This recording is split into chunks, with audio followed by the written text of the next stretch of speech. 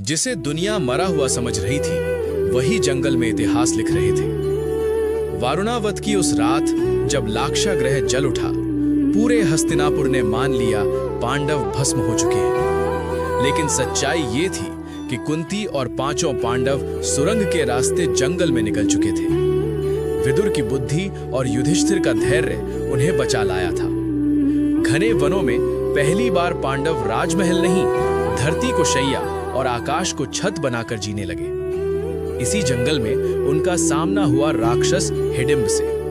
हिडिंब की बहन हिडिंबा पहली बार भीम को देखकर प्रेम में पड़ गई। जब हिडिंब ने पांडवों पर आक्रमण किया, भीम ने उसे युद्ध में मार गिराया।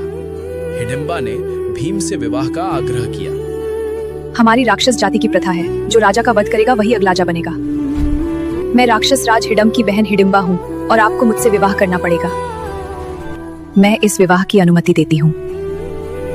कुंती की अनुमति से भीम और हिडिंबा का गंधर्व विवाह हुआ। कुछ समय बाद हिडिंबा ने एक अद्भुत पुत्र को जन्म दिया, घटोत्कच। राक्षस कुल में जन्मा ये बालक असाधारण बल और माया शक्ति से युक्त था।